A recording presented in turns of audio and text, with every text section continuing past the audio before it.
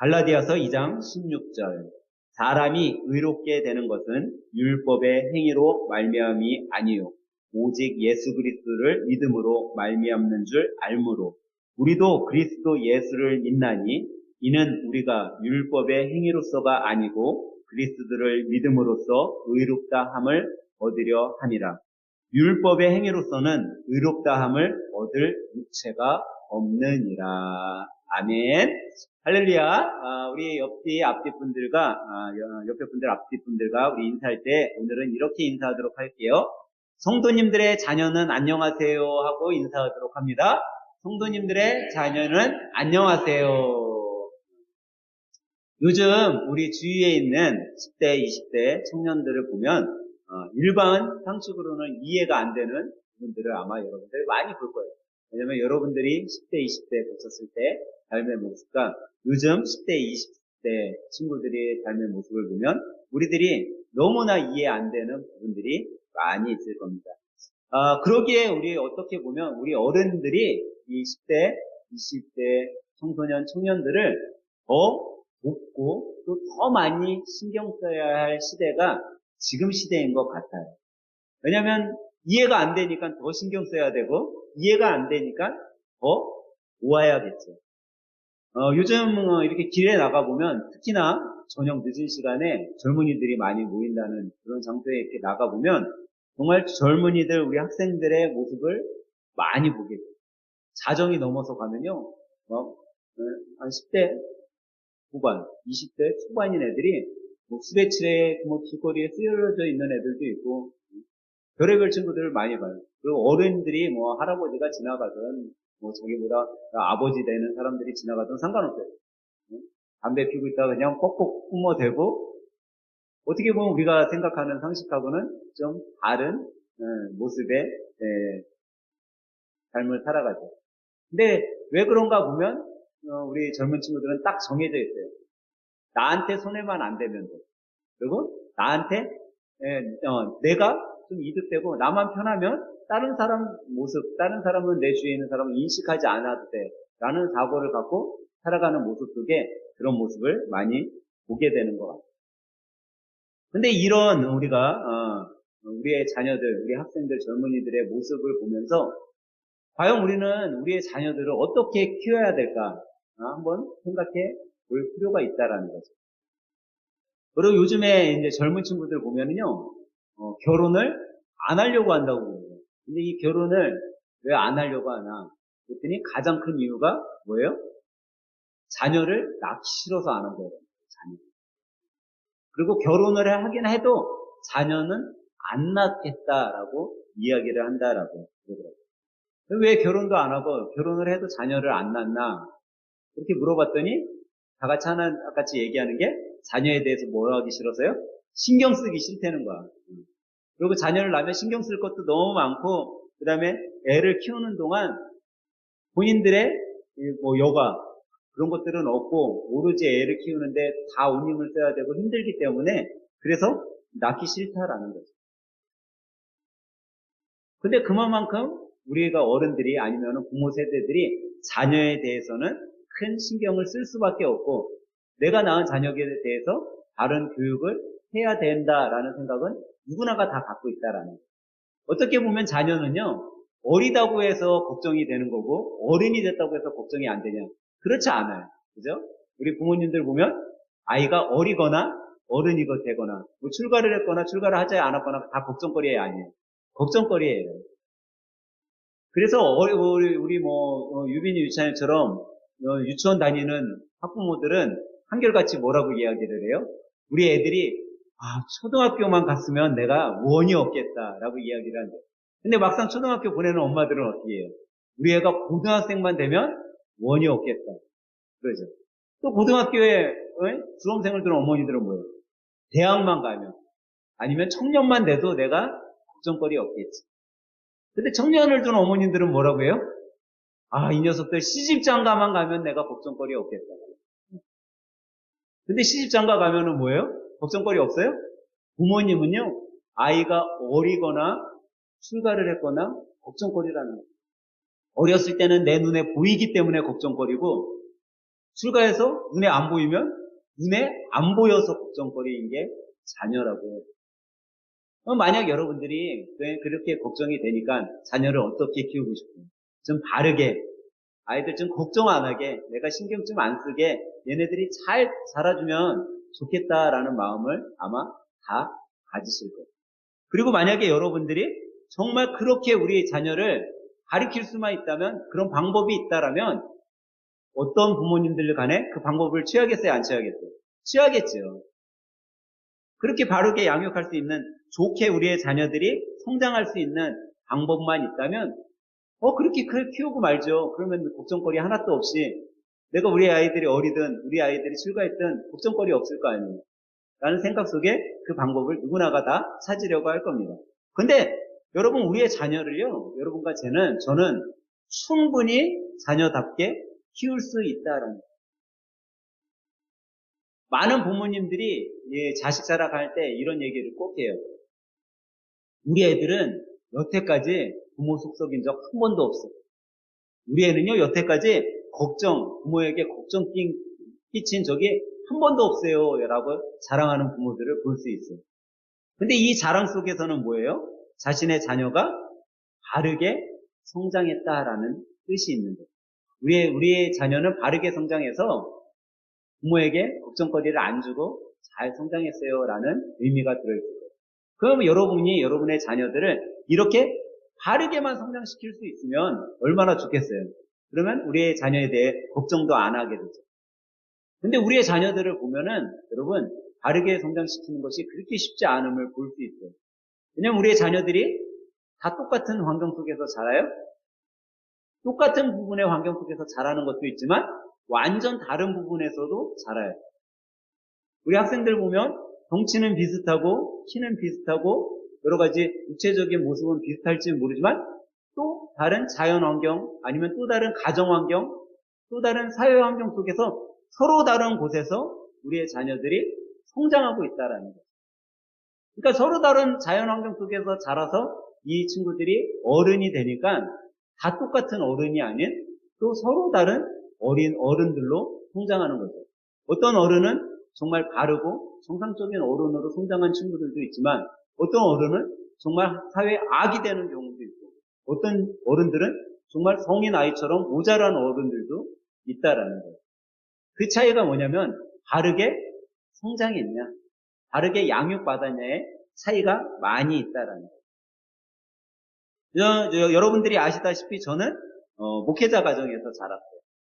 근데 목회자 가정에서 제가 자라면서 우리 부모님들이 저뿐만 아니라 저희 형제들에게 원하셨던 부분이 무언가 제가 한번 생각을 해보게 됐어요.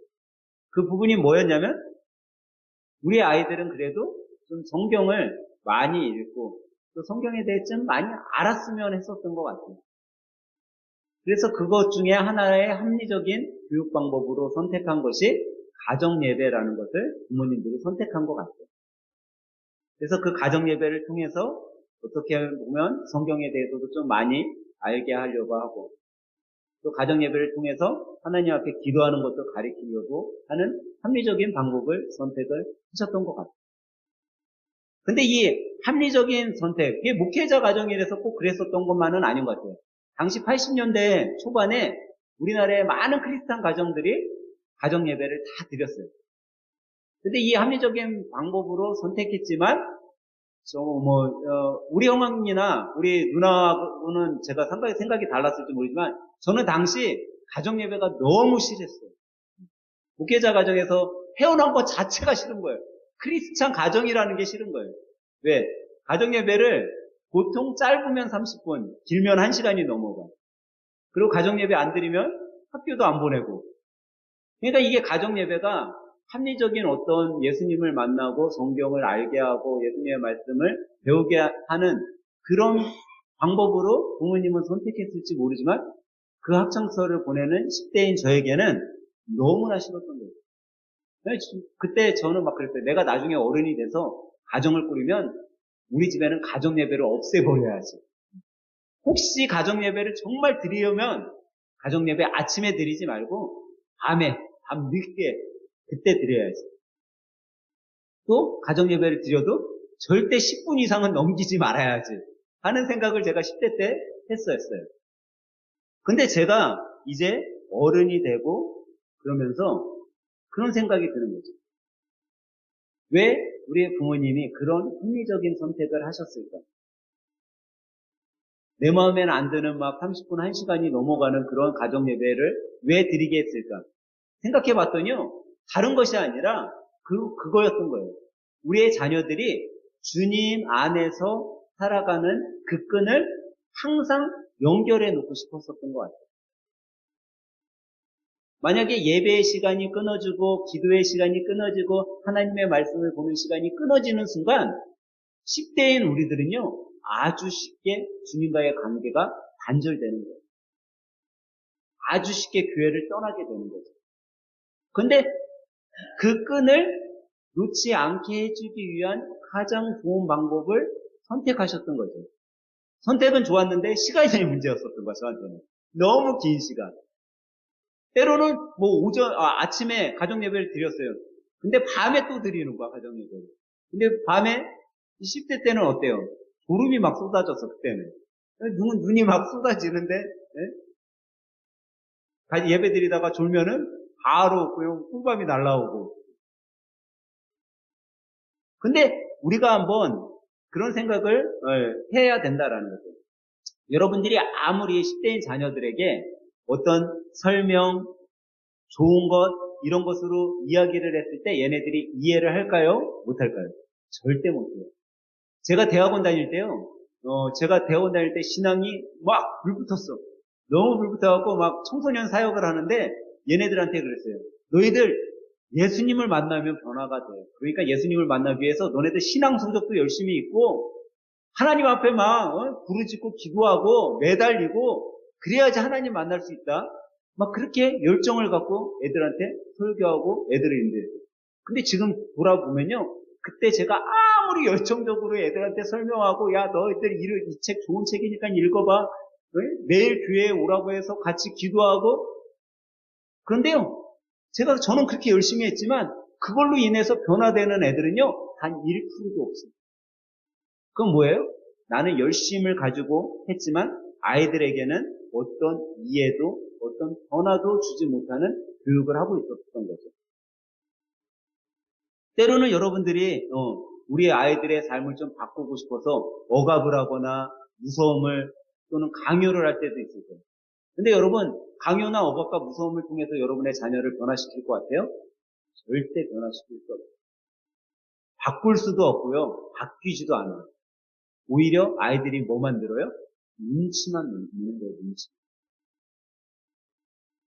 여러분들이 우리의 자녀를 바르게 양육하고 바르게 교육하기 위해서 우리는요, 세상 사람들과 좀 다른 방법을 찾아야 돼요. 그게 어떻게 보면 신앙적인 교육이라고 할 수 있죠. 그래서 오늘은 신앙적인 이 교육 방법을 몇 가지를 좀 살펴보면서 우리의 자녀를 우리가 이렇게 신앙적으로 교육하면 정말 내가 바르게 교육할 수 있고 우리의 자녀들에 대해서 좀 덜 걱정할 수 있겠다 하는 생각을 해보면서 오늘 말씀을 여러분과 함께 나누려고 합니다. 그러면 여러분과 제가 어떻게 하면 우리의 자녀를 믿음 안에서 성장시킬 수 있을까요? 첫 번째는요, 여러분과 제가 먼저 믿음의 본을 보여야 된다라는 거예요. 제가 항상 여러분들에게 말씀드리는 게 여러분 전도할 때 지금은 시대가 바뀌어서 아무리 여러분들이 말로 나가서 한다고 해도 진짜 여러분들이 바깥에 길에서 예수 천당 구신 지옥을 외치잖아요. 10만 명에 한 명이 그 말을 듣고 구원받을까 말까라는 거예요. 여의도 순복음교회에서 예전에 한번 그런 것을 이야기한 적이 있어요. 자기네가 전도지를 뿌리는데 이 전도지 만장을 뿌렸는데 한 명이 그거를 열심히 들여다보고 교회 나갈까 하는 생각을 하게 만든다면 자기네는 성공했다라고 이야기를 합니다. 그 정도로 지금 시대는요, 어떤 말과 여러분들이 예수 믿으세요, 천당 갑니다, 예수 믿어야 천당 갑니다, 이런 말로 전도하기는 힘든 거예요. 그러면 어떻게 해야 될까요? 삶으로 보여야 된다라는 거예요, 여러분. 근데 우리가 우리의 자녀들을 바르게 신앙 교육하기 위해서는 여러분과 저의 삶이 우리의 자녀들이 봤을 때, 야, 정말 우리 엄마 아빠 삶, 저렇게 살아가는 거 내가 본받을 만한데? 라는 생각을 하게 만들어야 된다. 여러분 10대가 되면요. 아이들이요. 자기 삶의 모델을 정하게 된대요. 그걸 우리가 뭐라고 해요? 롤모델을 정한다라고 이야기를 해요. 근데 이 롤모델을 정할 때 이 우리의 젊은 10대 자녀들이 어떻게 해서 정하게 되냐면 자기 눈에 가장 좋게 보이는 것을 통해 롤모델을 정합니다. 그래서 때로는 선생님을 보고 때로는 친구를 보고 때로는 텔레비에 나오는 연예인을 보고 롤모델을 정하는 경우가 있다. 근데 참 신기하게도 신앙적인 롤모델을 정하는 것에 있어서는요, 자기 부모님의 신앙 모습을 보고 롤모델을 정하는 경우가 가장 많다라는. 그러니까 여러분과 제가 우리 자녀들을 위해 본을 보여야 된다라는. 우리 엄마가 매일 성경 쓰고 매일 기도하고 매일 찬송하고 텔레비가 아닌 라디오 주파수를 극동방송에 맞추고 성경 말씀을 듣고 하는 것을 주위에 얘네들이 10대가 자라는 동안 보면 교회를 다니고 예수님을 믿을 때는 저렇게 생활을 해야 되는 건가? 라는 생각을 갖게 된다라는 거예요. 우리 엄마 아빠는 예수님을 믿을 때 저렇게 열심히 믿었는데 예수님을 믿을 때는 저렇게 믿어야 되는 거구나 라는 생각이 자기도 모르게 자기 안에 갖추게 된다라는 거죠. 그러면서 나도 예수님을 정말 믿게 되면 나도 우리 엄마 아빠처럼 저렇게 살아가야지.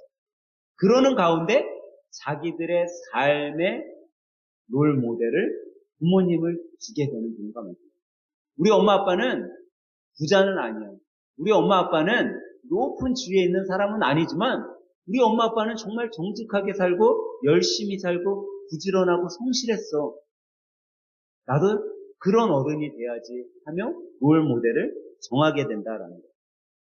어느 순간 부모님의 삶의 길을 자신들이 이해하지 못했던 자신들의 선상에 부모님의 삶을 같이 맞추기 시작한다라는 거예요. 자기의 눈의 시각에. 근데 그렇게 하기 위해서는요, 여러분, 롤모델을 정할 때는 잘 못하는 사람을 롤모델을 정할까요? 잘하는 사람을 롤모델을 정할까요? 잘하는 사람, 본이 될 만한 사람을 롤모델로 정하는 거예요. 근데 자기들의 생각과는 전혀 차원이 달랐던 부모님을 자기들의 선상에 놓고 알아보기 시작한다라는 거예요. 그렇기 때문에 여러분과 제가 우리 자녀들에게 신앙의 롤모델, 신앙의 본이 되기 위해 본된 삶을 살아가야 된다는 거예요. 어떻게 보면 자녀들 앞에서는요, 아름다운 말, 축복된 말, 그런 언어를 쓰는 게 좋아요. 부부끼리도 아내가 남편을 낮추거나 남편이 아내를 낮추고 깔아뭉개는 그런 언어가 아닌 서로를 섬기고 서로를 사랑해주는 그런 단어를 선택을 해야 돼요. 그러면 무의식 중에 우리의 자녀들이 그것을 보고 나도 저런 어른이 돼야지 한다는 거예요. 제가 좀 전에 말씀드렸듯이 우리 엄마는 성경 보고 기도하고 말씀 봐 그것을 보고 자란 아이들이 예수님을 만나는 순간 자기의 삶을요 그렇게 확 바꾼다라는 거예요. 예수님을 알지 못하고 예수님을 만나기 전까지는 예수님이 뭐야? 나는 왜 교회 오는지도 몰라. 이해가 안 됐던 것이 어느 순간 예수님을 만나는 그 순간부터 자기 부모님의 그 신앙의 본대로 살게 된다라는 거예요. 변화하기 시작한다라는 거예요. 이게 바른 우리 자녀들의 교육 방법이다라는 거예요. 두 번째로 여러분, 자녀들을 우리가 어떻게 양육하고 교육해야 되냐면요. 항상 주님이 만날 수 있는 길을 열어주는 지원을 해줘야 된다라는 거예요. 제가 여러분한테 서두에 말씀드렸잖아요. 제가 목사님 가정에서 태어나고 부모님들이 가장 좋은 합리적인 방법을 선택한 것이 가정예배였다라는 것 같다고 생각을 했다고 했잖아요. 근데 왜 그걸 하셨을까? 주님과 만날 수 있는 길이 끊어지지 않게 계속 열어주신 거예요. 여러분들은 어땠을지 몰라지만, 저는 어렸을 때 교회 가면요, 너무 지루했어요. 가정예배 드리는 게 너무나 지루하고 따분했어요.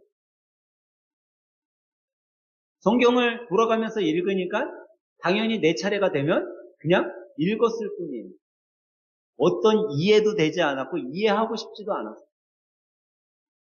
근데 그 시기를 제가 계속 그렇게 지내왔기에 항상 저는 언제든지 내가 주님 앞에 문을 여는 순간 주님이 내 안에 들어올 수 있는 그런 길을 열어놓은 거죠.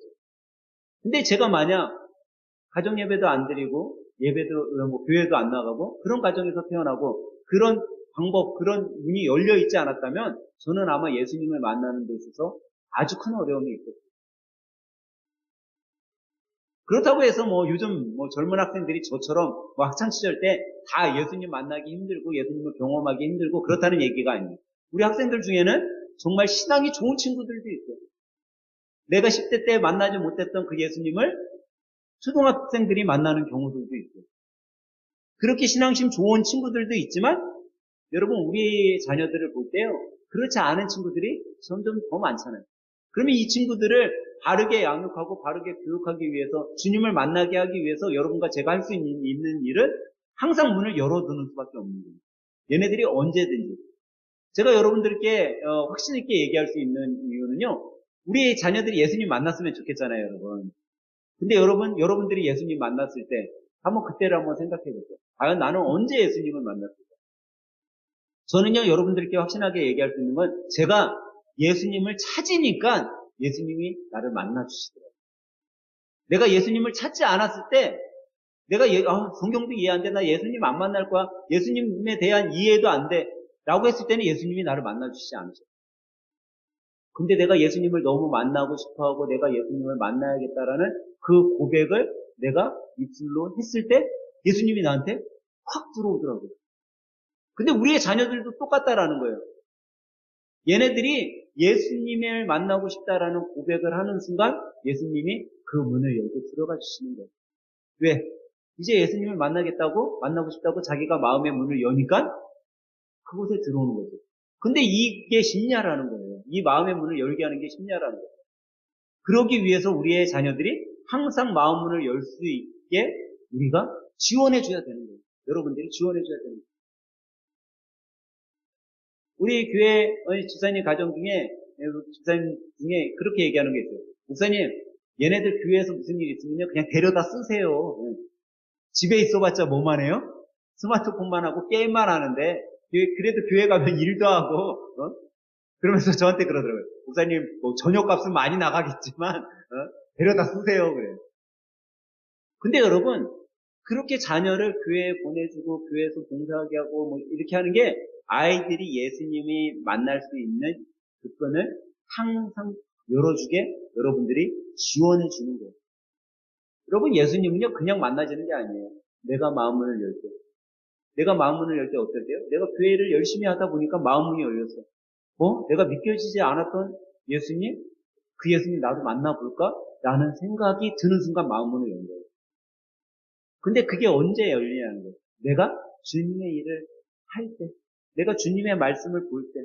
그렇기 때문에 여러분과 제가요, 항상 우리의 자녀들이 예수님께 마음문을 열 수 있는 그 길을 열어줘야 한다라는 거예요. 그런 교육을 해야 된다라는 거예요.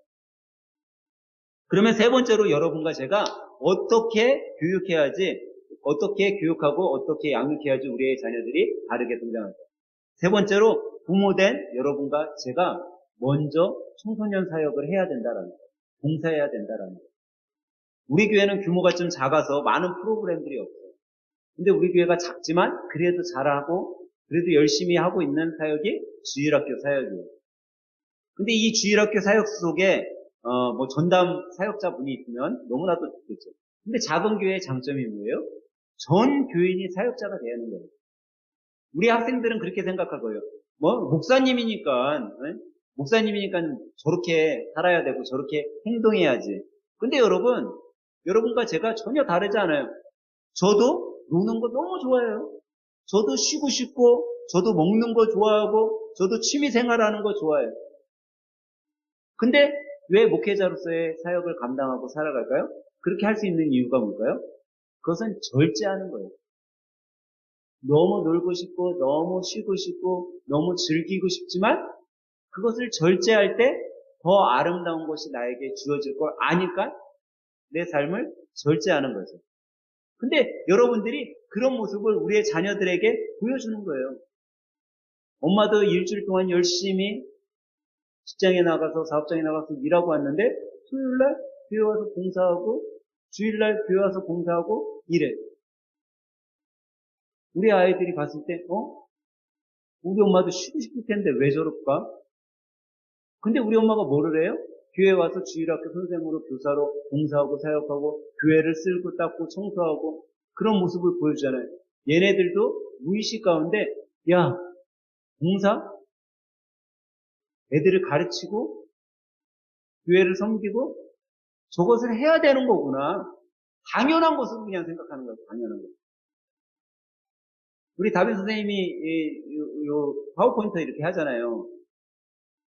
제가 다빈 선생님 좋아하는 것 중에 하나가 우리 다빈 선생님은요 뭐를 시키잖아요. 아니요라는 얘기를 해요. 근데 사람은요 싫은 일들이 있어요. 하기 싫을 때도 있어요. 다 좋겠어요? 목사님 저도 싫은 게 있는데 근데 제가 이제 다빈 선생님한테 이것 좀 해줘 그러면은 그냥 본인이 싫든 좋든 간에 먼저 뭐라고 해요? 네라고 얘기를 한다는 그게 너무 예쁜 모습이죠. 근데 왜 그런가 제가 생각을 해봤어요. 근데 아마도 엄마의 그런 모습들, 할아버지의 그런 모습들을 유시중에 보고 자란 거예요. 아, 교회에서 어떤 일들을 목사님이 부탁하거나 사역자분들이 부탁할 때, 우리 엄마가 항상 우리 할아버지가 항상 나이가 많든 적든 간에 그렇게 해야지. 우선은 해야 되는 거구나. 아마 지금도 뭐 예배 시간에 저거 파워포인트 하는 거 싫을 때도 있을 거예요. 때로는 이제 집사님들이 야 너가 해야지 누가 하냐 라고 이야기할 때도 있어요. 근데 싫어도 싫은 내색 별로 안 하고 이건 내가 해야 될 일이구나 하고 해요. 근데 그게 왜냐? 그런 사역에 동참하는 것들을 통해 우리 다빈 선생님도 예수님을 알아가는 거예요. 만나가는 거예요. 그런 길을 우리가 열어줘야 된다라는 거죠. 근데 여러분 교회 일이 저 뭐 파워포인트를 하고 여러분들 교회 아무리 작은 교회라 할지라도 교회 봉사하고 사역하는 게 즉흥적으로 되는 것 같으세요? 절대 그렇지 않아요. 그냥 시켜서 막 한 것 같잖아요. 근데 그렇잖아요. 여러분 작은 부분 하나 제가 말씀드리면 여러분들 대표 기도를 여러분들이 다음 주에 해야 돼요. 대표 기도? 여러분 일주일 동안 많은 고민 되시죠? 썼다가 지웠다가 하시는 분들도 있을 거고 네? 수없이 또 준비하고 토요일 날 가서 완전히 바뀌는 경우도 있고 근데 그게 왜요? 그게 준비라는 거예요.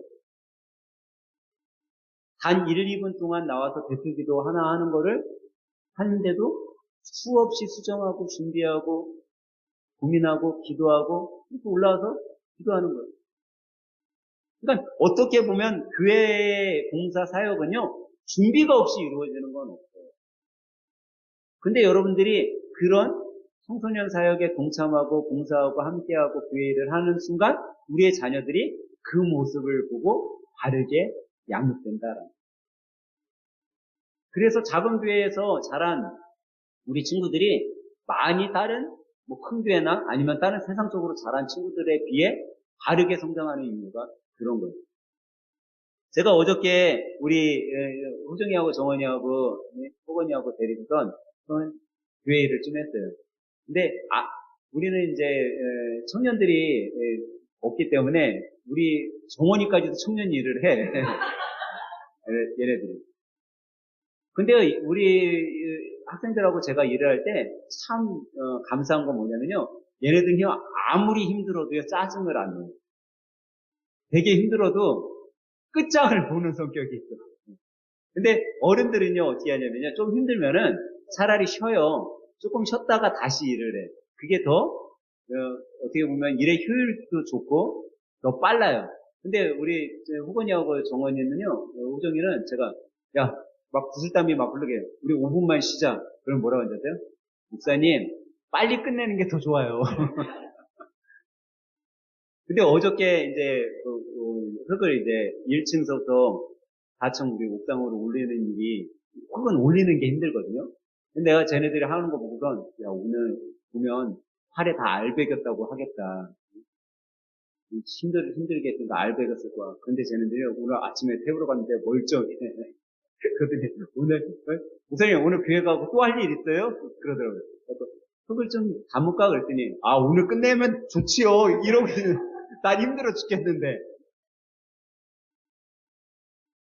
그러니까 얘네들은요 어리지만 같이 일을 해도요, 제가 하나도 짜증이 안 나고 하나도 힘이 안 드는 거예요. 그냥 즐거운 거예요. 같이 일을 하는데.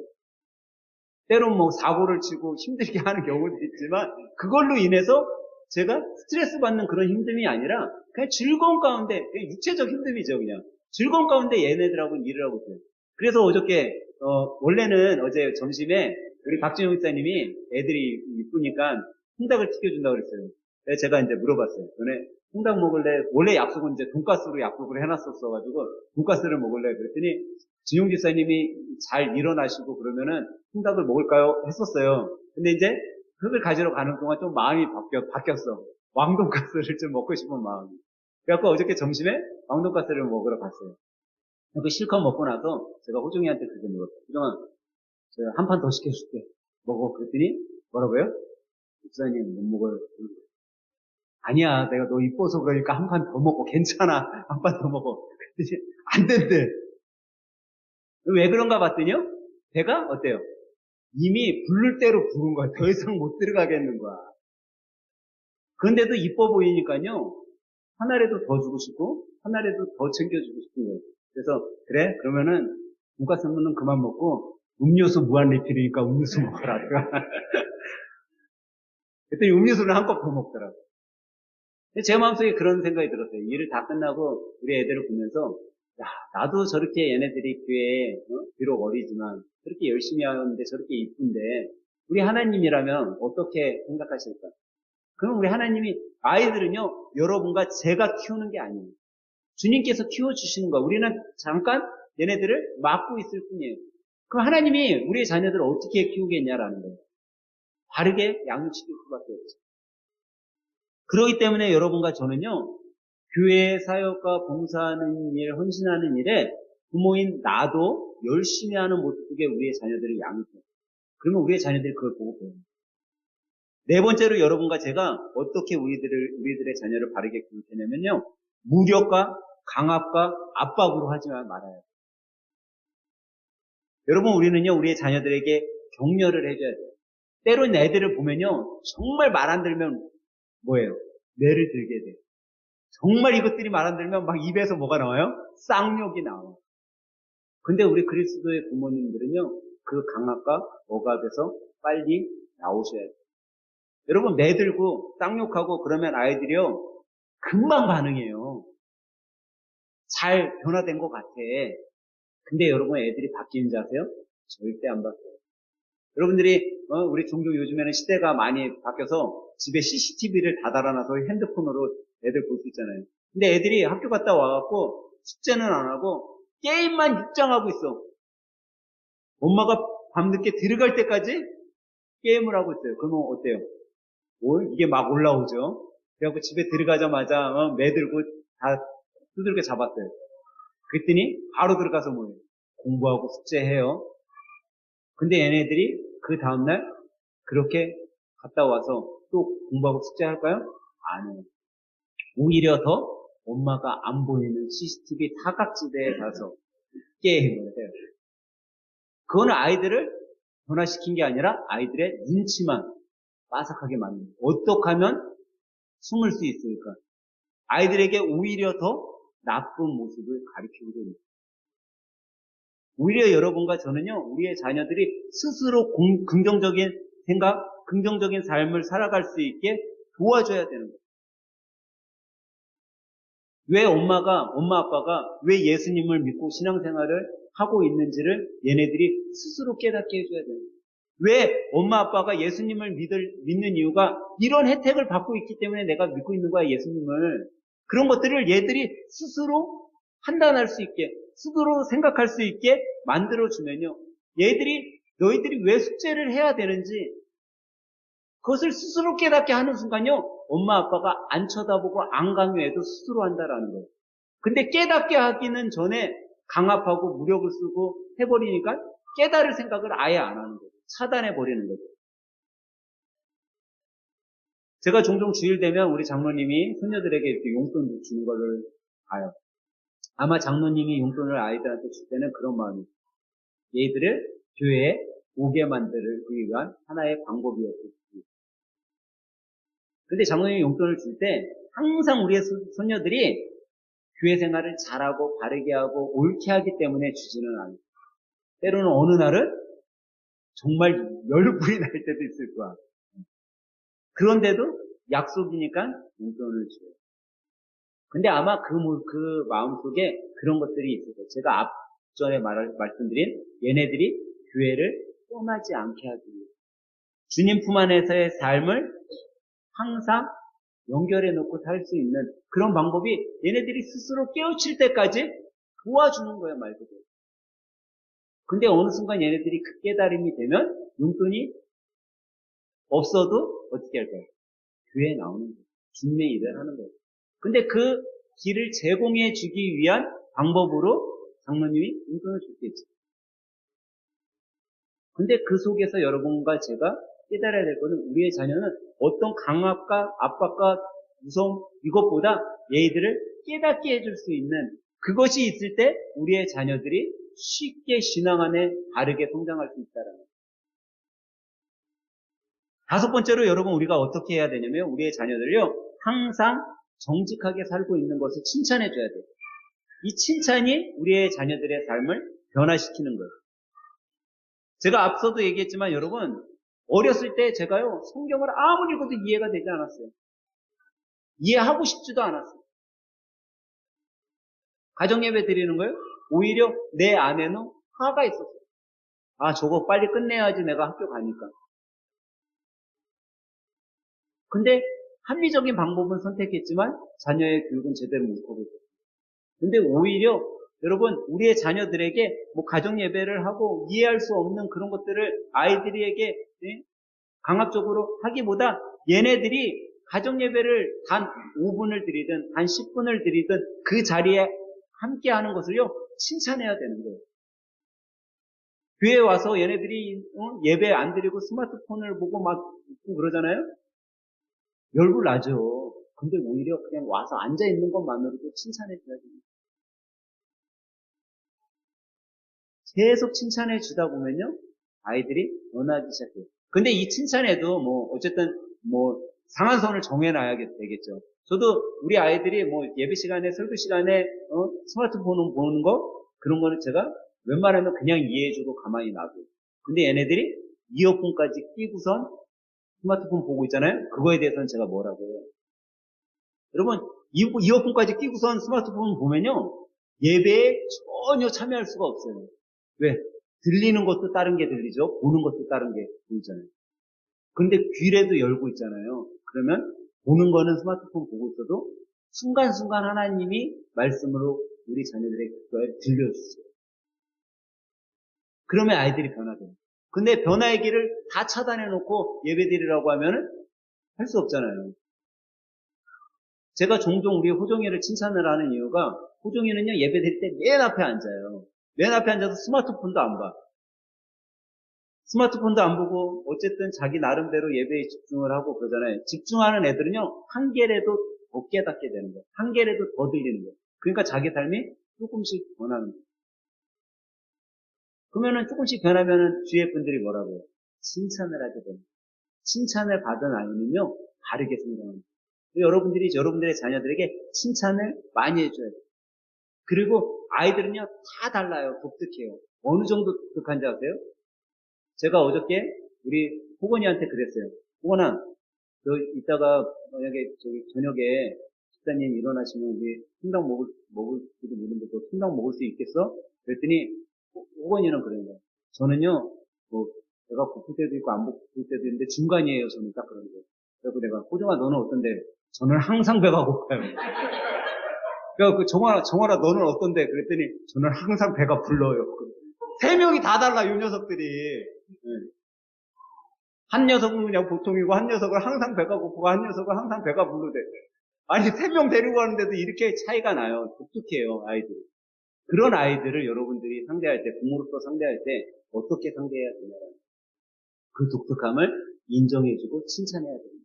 그러면 우리의 자녀들이 바뀌게 됩니다. 여섯 번째로 여러분들 우리가 어떻게 해야 되냐면요. 여러분과 저는요 기도하고 우리 자녀들을 위해 또 기도하고 우리의 자녀들을 위해 더 기도해요. 여러분 성경은 분명히 우리들에게 말씀하고 있어요. 기도 외에 이런 이유가 나올 수 없어요. 예수님께서 병자를 고칠 때 수많은 제자들이 그 병을 고치기 위해서 애썼어요. 근데 제자들은 못했어요. 근데 예수님이 딱 하자마자 병자가 났어요. 그리고 예수님이 하신 말씀이 기도 외에 이런 기적을 이렇게 일으킬 수 있는 힘은 없고 여러분과 제가 우리의 자녀를 바르게 양육할 수 있는 방법, 얘네들을 변화시킬 수 있는 방법 기도 외에 없는 거예요.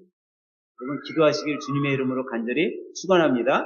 그리고 마지막으로 7번째로 여러분과 제가 우리의 자녀들을 바르게 양육하기 위해서는요. 여러분들이 이게 가장 중요한 것 중에 하나인데 자녀와 대화할 준비를 항상 열어두셔야 돼요. 여러분 우리의 자녀들은요 어떻게 하는지 아세요? 야 오늘 학교 생활 어땠어? 오늘 학원 생활 어땠어? 그러면 애들이 뭐라고요? 응? 여러분 뭐라고요? 잘했어. 그리고 자기 방으로 들어가요. 괜찮았어. 그러고서 그냥 들어가요.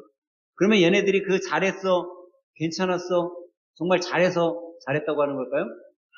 우리 부모님들이 하나 착각하고 있는 것 중에 하나가 우리 애는요 거짓말 안 하는 줄 알아. 여러분 우리 자녀들은요 다 뭐하고 있어요? 여러분들 앞에서 다 거짓말하고 있어요. 단 한 명도 빼놓지 않고 다 거짓말하고 있어요. 그래서 부모님들이 항상 헷갈려하는 게 저처럼 사고 쳐갖고 경찰서 가면 부모님들이 항상 뭐라고 해요? 우리 애는 그럴 애가 아니에요. 친구를 잘못 사귀어서 그렇대. 자기네 자식이 일진의 두목인데 알지도 못하고. 근데 우리의 자녀가요, 여러분들 바깥에 나가서 엄마가 너 오늘 하루 어땠어? 좋았어. 그랬어. 이렇게 대답한 건요, 엄마한테 정말 좋아서 그런 게 아니라, 그래서 그런 게 아니라, 나 엄마하고 대화하고 싶은데, 대화할 방법을 모르겠어 하고 들어가는 거예요. 나 엄마하고 대화하고 싶은데, 그 대화하고 싶다는 말을 표현을 못해서, 나 방에 들어가 있을 테니까 엄마 들어와 줬으면 좋겠어 라는 표현의 방법이다. 근데 여러분이 대화의 문을 열어놓지 않고 있으면 그게 보이지 않는 거예요. 그럼 얘가 좋았나 보다 하고 마는 거예요. 얘가 괜찮았나 보다 그리고 그냥 마는 거예요. 근데 내가 대화의 문을 열면요. 우리의 자녀, 10대 자녀들 중에 그런 애들이 있대요. 정말 부모님하고 대화하기도 싫어. 하고 싶지도 않다가 얘네들이 한 번씩 헷가닥할 때가 있대. 헷가닥할 때. 그게 뭐예요? 부모님과 한 번씩 오늘은 좀 대화 좀 해볼까? 라는 생각을 하고 있을 때가 있대요. 근데 엄마 아빠가 오픈을 해놓고 있으면 얘가 그에 잠깐 헷가닥 했을 때 대화가 돼요, 안 돼요? 대화가 되는 거예요. 그 짧은. 그걸로 인해 우리의 자녀가 바뀔 수 있다라는 거예요. 근데 엄마 아빠가 오픈을 안 해놓으니까 얘네들이 한 번씩 헷가닥 해갖고 대화하고 싶어 하는데 우리 엄마 아빠는 안 해. 그러니까는 더 단절되는 거예요. 그래서 여러분과 저는요, 우리의 자녀들과 대화할 준비를 항상 하고 있어야 돼요. 그러면 그때 그 자녀는 바뀌게 돼요. 오늘 여러분과 저는요, 우리의 자녀들을 정말 바르게 성장시키기 위한 몇 가지 방법을 생각해 봤습니다. 여러분 자녀들이 좋게 변화되길 바랍니까? 바르게 성장하길 바라세요? 그러면 우리는요, 정말 우리의 자녀들이 바르게 성장되기 위한 방법을 찾아가요. 그 방법이 여러분과 제가 학창시절을 지나오면서 깨닫지 못했었던 많은 부분들이 있을 수 있습니다. 근데 그 속에서도 여러분과 제가 하나 찾을 수 있는 길이 있는데 그것은 바로 예수님 안에서 우리의 자녀들이 자라게 하는 것. 그러면 내가 우리의 자녀들을 키우는 것이 아니라 우리는 서포트할 뿐이에요. 주님께서 우리의 자녀들을 길러주십니다. 왜? 우리에게 맡겨주셨습니다. 그러면 이 자녀들이 여러분들이 생각지도 못했었던 일들을 이루어가요. 여러분 교회에서 아이들이 자라나는 게 아무것도 아닌 것 같잖아요. 근데 여러분 제 학창 시절을 돌아보면요, 저는 엄청나게 사고를 많이 치고 말썽을 많이 피웠어도 제 안에 있었던 것들 중에 있는 거는 그게 있었어요. 내가 남에게 해를 입히지 말자. 정말 내가 먼저 잘못하지 말자. 그런 것들이 있었어요. 그 왜 그런 마음이 있었나 생각해 봤더니 그래도 내가 말씀 안에서 교회 안에서 살았기 때문에 정말 나쁜 짓은 하지 말자. 그런 것들이 내 마음에 있었던 거예요. 어려서부터. 근데 그게 만약에 내가 그런 학창시절을 보내지 않았으면 나쁜 일, 나쁜 짓 하는 거, 죄의식 없이 그냥 막 하면서 살았을 거예요. 그럼 제가 지금 목사가 되지 못했겠죠. 오히려 범죄자가 되어 있었겠죠.